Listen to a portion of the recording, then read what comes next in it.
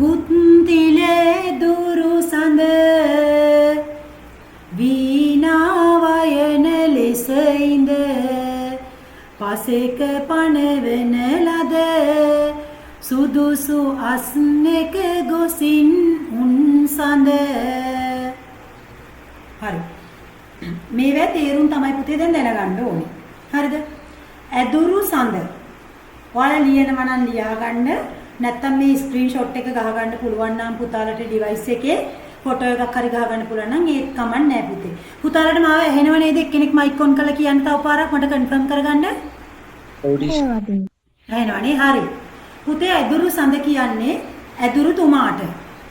පසෙක කියන්නේ පැත්තක. පණවන කියන්නේ පිළියෙල කරන ලද.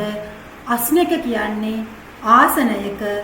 උන් සඳ කියන්නේ සිටි වෙලාවෙහි හිටපු වෙලාවෙ. මෙතන සඳ කියන්නේ ඒ වෙලාවේ. සඳ කියන එක ගොඩාක් දේවල් වලට යොදා ගන්නවා පුතේ. සඳ කියලා මිනිස්සුන්ටත් කියනවා.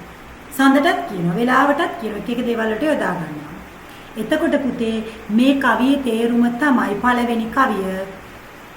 ගුත්තිල ඇදුරුතුමා වීණා වයන්න විදිහට ඉඳගෙන පැත්තක පිළියෙල කරපු සුදුසු ආසනයක ගිහින් ඉඳගත්තු වෙලාවේදී මේක හරි ස්වභාවෝක්ති කවියක්.